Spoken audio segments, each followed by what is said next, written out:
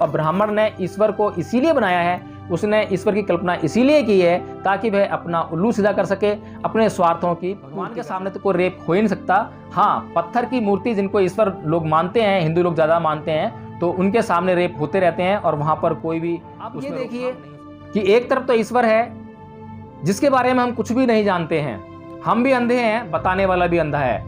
एक अंधा दूसरे अंधे को बता रहा है और एक अंधे के बताने पर दूसरा अंधा बस उसको मान कि हिंदू लोग जो है हमेशा भगवान से कुछ कुछ मांगते रहते हैं, हमेशा मांगने में लगे रहते हैं। ऐसा उनको लगता है कि जो भी कुछ मांगेंगे उनकी सारी मुरादें, सारी इच्छाएं भगवान ईश्वर जो है पूरी कर देगा।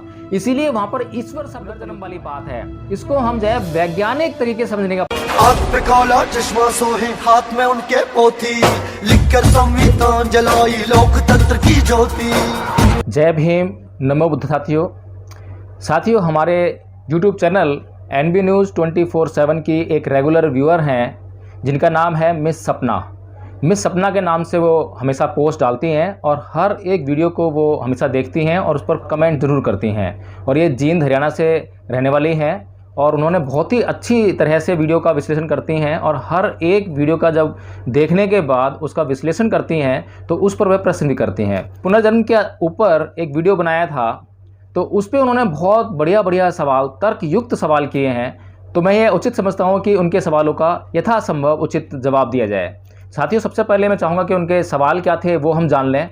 उनका सवाल था कि अगला जन्म अच्छा जन्म मिलना चाहिए था, एक जन्म बुरा जन्म मिला तो अगला जन्म अच्छा मिलना चाहिए था, और याद भी होना चाहिए कि पिछले जन्म में क्या था और क्या नहीं। ये बात बिल्कुल ठीक है और इनकी जो सोच है बहुत बढ़िया है कि ऐसा होना चाहिए।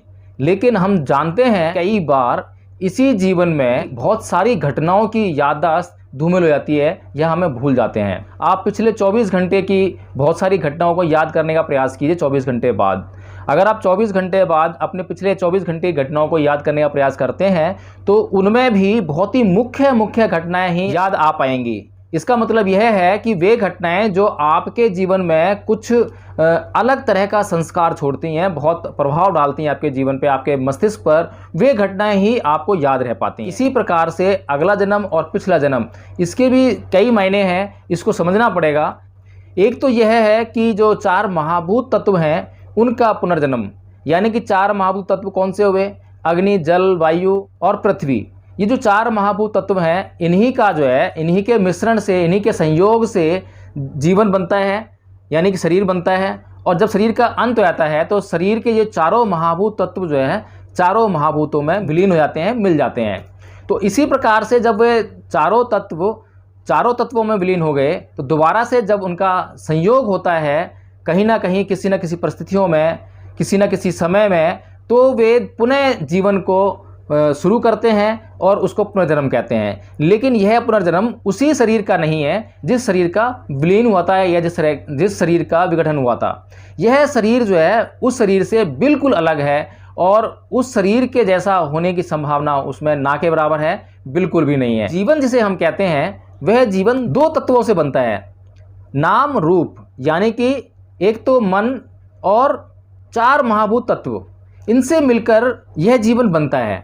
तो 4 महाभूत तत्व तो हमारे 4 महाभूतों में विलीन हो गए, उसी में जाके वो मिल गए। ये तो बात बड़ी मोटी सी बात है, ये तो बात सभी को समझ में आती है। लेकिन साथियों, एक बात जो सबसे बड़ा प्रश्न यह रहता है कि उस मन का क्या हुआ, उस मन के भीतर जो भावनाएं पूरे जीवन भर उभरी, जो घटनाएं उसके जीवन में घटी, उनका क्या हुआ, वो कहाँ गई? इसी का जवाब देने के लिए बुद्ध ने यह कहा कि अविद्या पच्चा संखारा, संखारा पच्चा विज्ञान, विज्ञान पच्चा नाम रूप, नाम रूप पच्चा सणायतन, सणायतन पच्चा फस्सो, फस्स पच्चा वेदना, वेदना पच्चा तड़हा, तड़हा पच्चा उपादान, उपादान पच्चा भव, भव पच्चा जाति और जाति पच्चा जरा मरण। इसका मतलब यह है साथियों कि सबसे पहले अविद्या, यानी कि अविद्या, अज्ञानता के कारण जो संस्कार हमारे जीवन में उत्पन्न होते हैं उसके कारण विज्ञान जन्म लेता है, और विज्ञान के कारण नाम रूप जन्म लेता है, मन और शरीर जन्म लेता है। इन्हीं 2-3 तत्वों को अगर हम अच्छी तरह से समझ लें, क्योंकि ये बहुत ही गहरी रिसर्च का विषय है और इस पर जो है, क्योंकि बुद्ध ने जिस तरीके से अपने अंतर्मन से इस चीज़ को जाना और पूरे संसार को बताने का कार्य किया, अब उस चीज़ को समझने के लिए हमें उसी स्थिति में जाना बहुत ज़रूरी है। और अगर हम उस स्थिति में नहीं जा पाते हैं तो इस चीज़ को पूरी तरह से समझना हमारे लिए भी बहुत बड़ी बात रहेगी। लेकिन यहाँ से हम मोटे मोटे तौर पर यह समझ सकते हैं कि किस तरह से जन्म होता है। उदाहरण के लिए मोटी सी बात मैं समझा सकता हूँ कि आपके भीतर बहुत तरह की इच्छाएं हर रोज़ होती हैं। उनमें से बहुत सारी इच्छाएं ऐसी होती हैं जो प्रबल होती हैं, और जो प्रबल इच्छाएं होती हैं उस पर आप जो है काम करने लगते हैं। जब उन पर काम करते हैं तो वो आपको रिजल्ट देती हैं। तो इसी प्रकार से आपके मन की स्थिति है, जब तक आपके मन में तणहा यानी कि तृष्णा, यानी कि किसी भी विषय के प्रति तृष्णा जागृत रहेगी, लेस मात्र भी तृष्णा जागृत रहेगी, तो उसको आप परिणाम में महसूस करेंगे, उसका परिणाम जरूर मिलेगा। इसी तरह से हर व्यक्ति को अपने जीवन से प्रेम होता है, वह कभी भी मरना नहीं चाहता है और इस तृष्णा को लिए हुए ही वह मरता है। ऐसा कोई भी व्यक्ति नहीं है संसार में सिवाय उन लोगों के जो अरहत हो चुके हैं, जो इस संसार को समझ चुके हैं, इस शरीर को समझ चुके हैं कि यह शरीर जो है मात्र दुख के अलावा कुछ नहीं है, इस शरीर से दुख ही दुख मिलते हैं।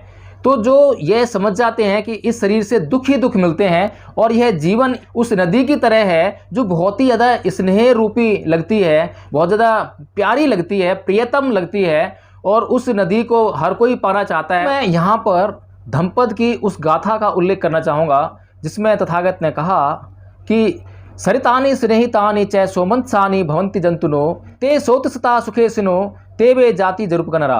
अर्थात स्नेह रूपी नदियाँ प्राणियों के चित्त को अच्छी लगती हैं। सुख के फेरे में पड़े हुए व्यक्ति बार बार उसकी धारा में बहे जाते हैं और बार बार जन्म मरण के चक्र में आ फंसते हैं।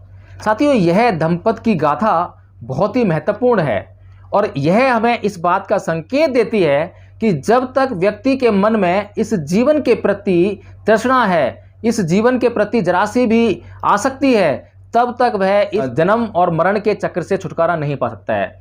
जबकि जो व्यक्ति भिक्खु बनता है तो उसका जो जीवन का उद्देश्य है वह निब्बान प्राप्त करना है, यानी निर्वाण प्राप्त करना। और निर्वाण प्राप्त करना मतलब सबसे पहले उसको इसी बात का ज्ञान होना बहुत ज़रूरी है कि यह जीवन से उसको छुटकारा पाना है, उसको दोबारा से जन्म नहीं लेना है, क्योंकि यह जीवन जो है दुख का ढेर है, यह दुख ही दुख है। तो साथियों, इस प्रकार से हम यह जानते हैं कि जो व्यक्ति मरता है वह व्यक्ति मरकर पुनः जीवित होता है, लेकिन किस तरीके से जीवित होता है उस प्रक्रिया को हम नहीं जानते हैं।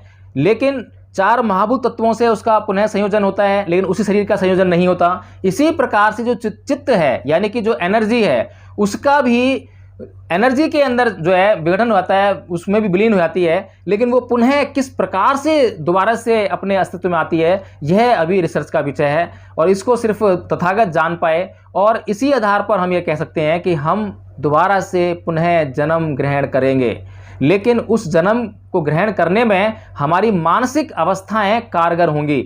हम अपने जीवन में 2 तरीके से काम करते हैं, 2 प्रकार की घटनाएं हमारे जीवन में होती हैं। एक तो हमारे इस शरीर से जो घटनाएं हो रही हैं, इस शरीर से जो भी घटनाएं हो रही हैं वे तुरंत परिणाम देने वाली हैं। जैसे कि आप अगर ज़मीन पर फावड़ा चलाएंगे तो उससे गड्ढा खोद सकेंगे, गड्ढा तुरंत खुदेगा।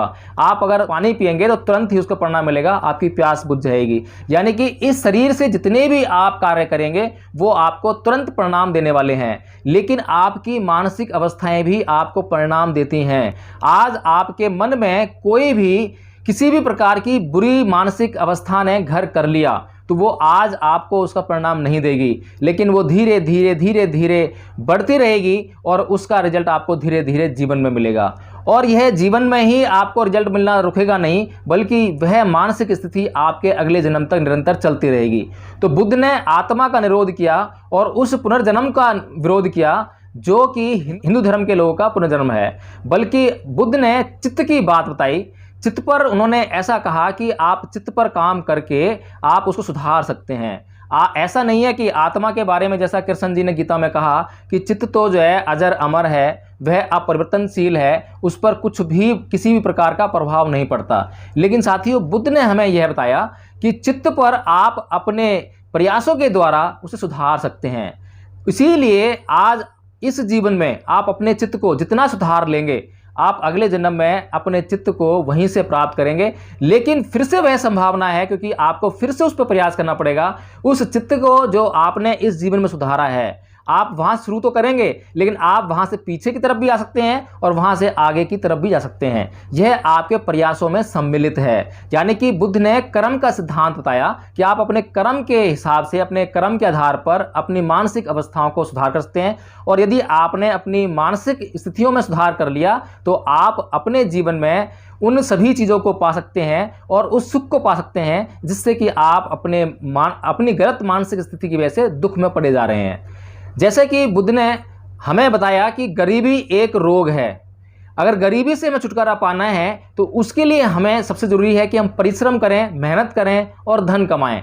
अब लेकिन एक व्यक्ति प्रमादी है और प्रमादी होने के कारण वह उद्यम नहीं करता है, परिश्रम नहीं करता है, तो वह अपनी गरीबी कैसे दूर कर सकता है। इसीलिए सबसे पहले उसको उद्यम करने के लिए, परिश्रम करने के लिए सबसे ज़रूरी बात जो है वो ये है कि वह अपने मन की स्थिति को सुधारे और अपने मन में जो उसके विचार यह आ रहा है कि वह आराम कर ले, उस विचार को त्यागे और दूसरे यह बात समझ कर कि उसके लिए परिश्रम जरूरी है, वह इस विचार को धारण करे कि वह आराम ना करके उस काम को करे, परिश्रम को करे, ताकि वह अपनी गरीबी को दूर कर सके। तो साथियों, ये जो मानसिक स्थितियां हैं, मानसिक स्थितियां हमें हमारे कर्म में परिणत होती दिखाई देती हैं, परिणत होती हैं, उसका परिणाम हमें मिलता है। इसीलिए बुद्ध ने दो बातें बताई हैं। एक तो जो आप इस शरीर से कर्म करते हैं और दूसरा आप जो मन में जो भावनाएं आपके आती हैं वो धीरे धीरे आपको किसी न किसी कर्म की ओर उन्मुख करती हैं। इसीलिए बुद्ध ने बहुत महत्वपूर्ण गाथा, पहली गाथा में यह कहा कि मनोपबंगमा धम्मा मनोसेठा मनोमया मनसा च पदुठेन भासती वा करोति वा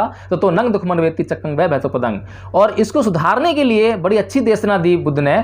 उसमें यह कहा कि फंदनंग चपलंग चित्तंग दुरखंग दुनिवार्यंग उजुम करोति मेधावी उसुकारो व तेजनंग।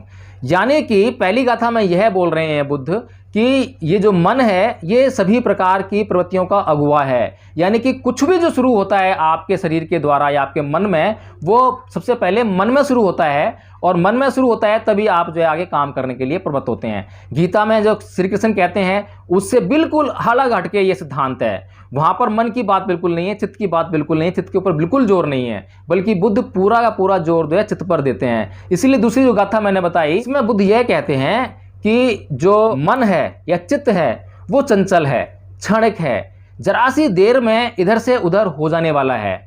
इसीलिए इसको जो सीधा करने का काम करते हैं, इसको जो मेधावी पुरुष होते हैं वो इसको सीधा करने का काम करते हैं और उसी प्रकार से इसको सीधा करते हैं जैसे बाण बनाने वाला बाण को सीधा करता है। बहुत ही मेधावी परिश्रम का काम है चित्त को सीधा करना और बुद्ध का पूरा धर्म जो है चित्त को सीधा करने पर ही है। इसलिए सपना जी, मैं आपसे आग्रह करूंगा कि जो पुनर्जन्म वाली बात है इसको हम जो है वैज्ञानिक तरीके से समझने का प्रयास करें, इसको अंधविश्वास से लिप्त होकर ना समझें, इसको हम जो है बुद्ध के मार्ग पर चलकर, बुद्ध के ज्ञान को समझकर, आप बुद्ध की किताब पढ़ें और बुद्धाइन धम्मा में परम पूज्य बाबा डॉक्टर भीमराव अम्बेडकर ने इस पर बहुत अच्छे से प्रकाश डाला है, आप उसको पढ़ें तो उसमें आपको थोड़ा सा प्रकाश मिलेगा। उसके बाद और भी थोड़ा सा सोचें, समझें और रिसर्च करें तो आपको इसके ऊपर जो है बहुत ही अच्छी आपको नॉलेज होगी। सपना जी, आपने लिखा है कि सर हम भगवान को नहीं मानते और भगवान को मानने वाले से जरूर डर लगता है, अंधभक्ति खतरनाक होती है। बहुत सही बात कही आपने, लेकिन आप यहाँ पर भटकाव में हैं।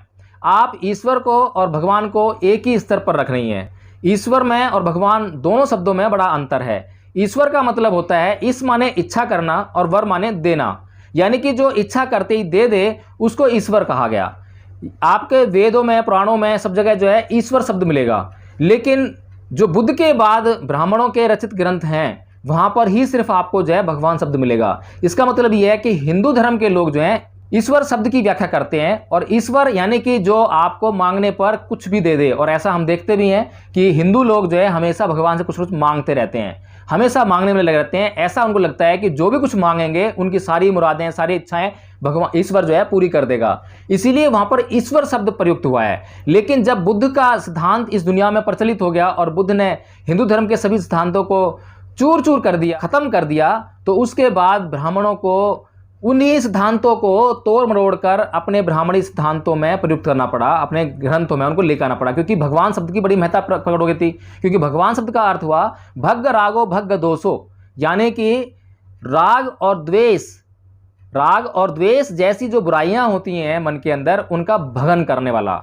जब वंदना करते हैं तो हम उसमें बोलते हैं कि नमो तस्य भगवतो अरहतो सम्मा संबुद्धस्य, यानी कि मैं उन सम्यक संबुद्ध को नमन करता हूँ या करती हूँ जिन्होंने अपनी 6 इंद्रियों पर पूर्णतः नियंत्रण स्थापित करके अपने भीतर से काम, क्रोध, मोह, लोभ, द्वेष, तृष्णा, ईर्ष्या आदि सभी बुराइयों को समाप्त करके विशुद्ध चित्त को प्राप्त कर लिया है। तो अब ये देखिए कि एक तरफ तो ईश्वर है जिसके बारे में हम कुछ भी नहीं जानते हैं, हम भी अंधे हैं, बताने वाला भी अंधा है। एक अंधा दूसरे अंधे को बता रहा है और एक अंधे के बताने पर दूसरा अंधा बस उसको मानकर ही चले जा रहा है।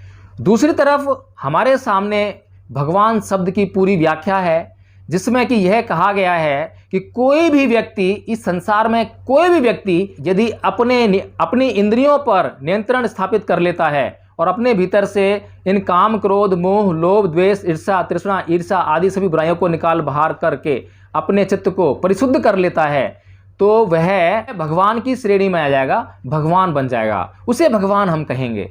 तो भगवान और ईश्वर में बहुत फर्क है, इसलिए आप जो है भगवान से मत डरिए, बल्कि भगवान से आप प्यार कीजिए और खुद भी भगवान बनने की राह पर आइए, खुद भी भगवान बनने का प्रयत्न कीजिए। तो इसके बाद सपना जी आप कहती हैं कि पत्थर की मूर्ति चुपचाप रहती है, रेप तक नहीं रो सकती, भगवान की ही वजह से तो रेप होता है। हाँ, आपने बिल्कुल ठीक कहा, लेकिन जैसा मैंने बताया अभी आपको कि ईश्वर रेप होते देखता है लेकिन भगवान नहीं। भगवान तो उस रेप को होने ही नहीं देंगे, उसके सामने तो कोई अपराध घटित हो ही नहीं सकता। जैसा कि बुद्ध के जीवन काल में हमने देखा कि मदिरा पिए हुए हाथी को, मदमस्त हाथी जो पागल हाथी है, उसको भी बुद्ध ने कंट्रोल कर लिया। अंगुलीमाल जैसे हिंसक प्राणी को अपने कंट्रोल में कर लिया। तो ये कोई चमत्कार नहीं थे, ये प्रभाव था उस व्यक्तित्व का जो कि 6 इंद्रियों के नियंत्रण करने पर प्राप्त होता है। तो यह प्रभाव जो है कोई भी व्यक्ति प्राप्त कर सकता है जिसके अंदर ये 6 इंद्रियों को आप नियंत्रण में कर लेंगे अपनी, उसके बाद अपने चित्त को परिशुद्ध कर लेंगे और उसके बाद आपके भीतर जो है मैत्री की भावना, करुणा की भावना पूरी तरह से आ जाएगी। और जब करुणा और मैत्री की भावना आपके भीतर अच्छी तरह से आ जाएगी, अच्छी तरह व्याप्त हो जाएगी, तो उसके बाद किसी भी यानी संसार के किसी भी प्राणी को आपसे डर नहीं लगेगा। और जब किसी को डर नहीं लगेगा, बल्कि जो अपराधी किस्म के लोग हैं वो अपराध करने से आपके सामने स्वतः डरेंगे, इसीलिए भी अपराध नहीं कर सकेंगे। तो बुद्ध ने अंगुलीमाल डाकू को जब सुधारा तो उसमें कुछ चमत्कार नहीं था, बल्कि वह जो अपराध कर रहा था उसके अपराध करने की गति रुक गई। क्योंकि जब ऐसा व्यक्तित्व सामने आया तो उसका प्रभाव सामने आया जो कि हर एक समस्या का हल लिए हुए है। तो अंगुलीमाल के मन में जो भीतर, उसके मन के भीतर जो समस्याएं व्याप्त थीं, उन सभी समस्याओं का जब समाधान हो गया, जब उसके पास कोई प्रश्न ही शेष न रहा, तो उसके पास कोई चारा ही नहीं था बुद्ध की शरण में जाने के सिवाय। तो इसी प्रकार से जो जिनका चित्त परिशुद्ध हो जाता है उनके सामने कोई अपराधी घटनाएं नहीं घटती हैं, ना अपराधी किसी घटना को कारित कर सकते हैं। तो इसीलिए भगवान के सामने तो कोई रेप हो ही नहीं सकता। हाँ, पत्थर की मूर्ति जिनको ईश्वर लोग मानते हैं, हिंदू लोग ज़्यादा मानते हैं, तो उनके सामने रेप होते रहते हैं और वहाँ पर कोई भी उसमें रोकथाम नहीं हो सकती है। इसके बाद आपने कहा है कि अगला जन्म पिछला जन्म होता ही नहीं, क्योंकि नया नया परिवर्तन होता रहता है। इंसान पहले कुछ और था, आज इंसान है और आगे क्या रहेगा ये तो वैज्ञानिक ही पता लगाते हैं, कुछ टेक्नोलॉजी आएगी। बहुत बढ़िया, बहुत अच्छी बात आपने कही है। लेकिन अगला जन्म पिछला जन्म होता है और आप इसी जन्म में उसको महसूस कर सकते हैं, क्योंकि आप निरंतर अपने जीवन में परिवर्तन कर रहे हैं। आप जो बचपन में थे वो आप जवानी में नहीं है, और जो जवानी में होंगे वो बुढ़ापे में नहीं होंगे। तो ये भी जन्म है और ये इसी तरह से जन्म है जिस तरीके से आपका जो शरीर है वो सेल से बना है, और सेल्स हम जानते हैं, वैज्ञानिकों ने यह स्पष्ट कर दिया है कि प्रति क्षण आपके लाखों सेल्स मर रहे हैं और नए सेल्स बन रहे हैं। अगर प्रति क्षण आपके लाखों सेल्स मर रहे हैं और नए सेल्स बन रहे हैं तो यानी कि आपका प्रतिपल आपका पुनर्जन्म हो रहा है। लेकिन ये चित्त जो है वही है जो बचपन में था, ये चित्त का विकास हो रहा है। आप पूरे जीवन में चित्त का ही विकास करते हैं, बाकी आपके शरीर का तो पुनर्जन्म होता ही रहता है। ये उसी तरीके से है जैसे कि दीपक की जो बाती होती है वो आपको जहाँ से शुरू होती है रात को और सुबह तक जलती रहती है, लेकिन सुबह जलती हुई बाती वही नहीं है जो रात को जल रही थी, लेकिन लॉ वही है, लॉ वही चलती जा रही है। जैसे कि बल्ब और बिजली, बल्ब चेंज कर देते हैं, बल्ब खराब हो जाए तो, लेकिन विद्युत वही रहती है। तो इसी प्रकार से हमारे शरीर में चित्त की अवस्थाएं बनी रहती हैं और जो कोशिकाएं हैं वो नष्ट होती हैं, फिर दोबारा बन जाती हैं, शरीर नष्ट हो जाता है, फिर दोबारा से बनेगा, लेकिन वो उसकी फॉर्मेशन अलग हो जाएगी, उसका रूप रंग बदल जाएगा, लेकिन चित्त जो है अपनी अवस्था में रहेगा, वह विकास करता रहेगा। और चित्त जब तक जन्म लेता रहेगा जब तक आपके भीतर जन्म के प्रति जरा सी भी लेस मात्र तृष्णा बाकी है। इसके बाद आपने लिखा है कि हाँ सच कहा, अगर भगवान है तो संघर्ष, फिर क्यों पढ़ना लिखना चाहिए, भगवान को तो सब कुछ बिना मांगे दे देना चाहिए, और भगवान ने दुनिया बनाई है थी तो कुछ और भी बना सकता था। बहुत बढ़िया, आपने बहुत ही ज़्यादा तार्किक प्रश्न किए हैं, और मैं ये समझता हूँ कि जो अब तो मैंने बात बताई है आपको, उससे आपको इनका जवाब मिल गया होगा। इसके बाद आपने लिखा है कि यह सब इंसान को उसके काम से भटकाने का षड्यंत्र है, ताकि इंसान अपना काम छोड़कर भगवान के पीछे ध्यान में मगन रहे, ताकि इंसान संघर्ष ना करे, पढ़े लिखे ना। बिल्कुल सही कह रहे हैं आप कि भगवान शब्द यूज मत करना, आपकी बार ईश्वर शब्द यूज करना, कि यह ईश्वरीय षड्यंत्र है। ईश्वरीय षड्यंत्र यानी कि ब्राह्मण का षड्यंत्र है, और ब्राह्मण ने ईश्वर को इसीलिए बनाया है, उसने ईश्वर की कल्पना इसीलिए की है ताकि वह अपना उल्लू सीधा कर सके, अपने स्वार्थों की पूर्ति कर सके। इसके बाद आपने लिखा है कि मैं अम्बेडकरवादी हूँ, सच्ची हूँ और जांच पर ही कह रही हूँ, अगला पिछला जन्म नहीं है। मैं मानता हूँ कि आप अम्बेडकरवादी हैं, लेकिन अम्बेडकरवादी सिर्फ आप जो है बुद्ध से पहले तक हैं। जब परम पूज्य बाबा डॉक्टर भीमराव अम्बेडकर ने 14 अक्टूबर 1956 को नागपुर की दीक्षा भूमि में बौद्ध धर्म ग्रहण कर लिया, तो आपको भी बौद्ध बन जाना चाहिए, बौद्ध धर्म को समझना चाहिए, बौद्ध धर्म के सिद्धांतों को समझना चाहिए। जब तक आप बौद्ध धर्म के सिद्धांतों को नहीं समझती हैं, जब तक आप उन पर टीका टिप्पणी नहीं कर पाएंगी, और जब तक आप पूरी अम्बेडकरवादी नहीं बन पाएंगी। अभी आप अम्बेडकरवादी तो हैं क्योंकि आप तर्क करने लगी हैं, आप पंडितों को, ब्राह्मणों के जो षड्यंत्र हैं उनको समझने लगी हैं, अपने दुश्मन की पहचान आपने कर ली है, इसलिए आप अम्बेडकरवादी हैं, इसमें कोई डाउट नहीं है। लेकिन आप जो है अब अम्बेडकरवादी यानी पूर्णतः अम्बेडकरवादी बनने की मार्ग पर हैं, और जब तक आप पूरे अम्बेडकरवादी नहीं बन सकती हैं, जब तक कि आप परम पूज्य बाबा डॉक्टर भीमराव अम्बेडकर के बताए हुए मार्ग पर चलकर बौद्ध धर्म को ग्रहण नहीं कर लेते हैं, उसको अच्छी तरह समझते नहीं हैं, उसका पूरी तरह अध्ययन नहीं करते हैं। इसके बाद आपने लिखा है कि अगर अगला पिछला जन्म है तो आबादी क्यों नहीं बढ़ती, मरने के बाद सब कुछ खत्म हो जाता है। बिल्कुल ठीक कहा है आपने, और मैं ये समझता हूँ कि इसका जवाब मैं अभी आपको नहीं देता, आप खुद चिंतन मनन कीजिए और कुछ और प्रश्न इस पे लेकर आइए, ताकि मैं भी उस पर सोचूं, विचारूं और आपके लिए उन सवालों का जवाब ढूंढ कर लेकर आऊं, क्योंकि मैं भी निरंतर रिसर्च करता रहता हूं, सोचता रहता हूं, विचारता रहता हूं। मुझे अभी तक इतनी ज़्यादा पुस्तकें इस विषय में नहीं मिल पाई हैं जो इसमें पूरी तरह से मार्गदर्शन कर सकें, लेकिन क्योंकि मैं साइंस का स्टूडेंट नहीं हूँ, विज्ञान का छात्र नहीं हूँ, इसलिए मुझे बहुत ज़्यादा समस्या हो रही है। लेकिन विज्ञान, जो कि विज्ञान एटम्स की बात करता था पहले, उसके बाद प्रोटॉन्स और इलेक्ट्रॉन्स की उसने उसमें एटम्स को तोड़ा उसने जो है, तो उसके बाद जो है जब हम प्रोटॉन्स और इलेक्ट्रॉन्स की बात करते हैं तो प्रोटॉन्स और इलेक्ट्रॉन्स क्या हैं। और अभी जो आप वायरस के, जब ये कोरोना वायरस फैला तो उसके बाद हमने जो है वायरस का अध्ययन करा कि वायरस होती क्या है। तो वायरस जो है लाइफ का जो सबसे शॉर्टेस्ट जो अंग है, जो हम कहते हैं कि मतलब जो सब शॉर्टेस्ट लाइफ है इस पूरी दुनिया में, जो है जहाँ से जीवन शुरू होता है, वायरस से ही जीवन शुरू होता है, वायरस में जीवन है। और प्रोटॉन और इलेक्ट्रॉन्स आप उसको अगर समझ लेंगे, मैं भी नहीं समझ पा रहा हूँ क्योंकि मैं साइंस का स्टूडेंट हूँ, लेकिन मेरी बड़ी रुचि है साइंस में, मैं समझना चाहता हूँ। और मुझे ऐसे साइंस के स्टूडेंट भी नहीं मिलते, मैंने कई स्टूडेंट्स से बात की है, लेकिन वो अपने सिर्फ भौतिकवादी जो उनका दृष्टिकोण है वहीं तक सीमित हैं। उन्हें पढ़ाई पूरी करनी है, उसके बाद नौकरी करनी है या उनको अपना प्रोफेशन करना है, उसके बाद उनकी रिसर्च जो आगे नहीं बढ़ती है। इसीलिए अधिकतर छात्र जो है मेरे इन सवालों को जवाब नहीं दे पाते हैं, लेकिन मैं ढूंढ रहा हूं ऐसे लोगों को जो मुझे इस ओर जो है और अधिक मार्गदर्शन दे सकें और मेरी जो रिसर्च है उसको जो है परिणति प्राप्त करा सकें। तो मैं समझता हूं कि मेरा वीडियो काफ़ी अच्छा लगा होगा आपको, और कुछ ना कुछ तो आपके दिमाग की जो उलझन थी वो सुलझन में बदली होगी, और कुछ ना कुछ सवालों का हल आपको जो है ज़रूर मिला होगा। और अगर आपको मेरा वीडियो ये पसंद आया है तो आप इसको लाइक करें और चैनल को सब्सक्राइब करें, और वीडियो को शेयर करना ना भूलें, क्योंकि हमारी ये जानकारी, हमारी ये बातें, हमारी ये चर्चा और लोगों तक भी पहुंचनी चाहिए। तो इसके बाद मैं आपसे विदा लेता हूं। जय भीम, नमो बुद्धाय। अपना चैनल, आपका चैनल, समाज का चैनल, देश का चैनल को आप लाइक करें, सब्सक्राइब करें और ज्यादा से ज्यादा इसकी वीडियो को शेयर करें, ताकि हर खबर को मैं आप तक आसानी से पहुंचा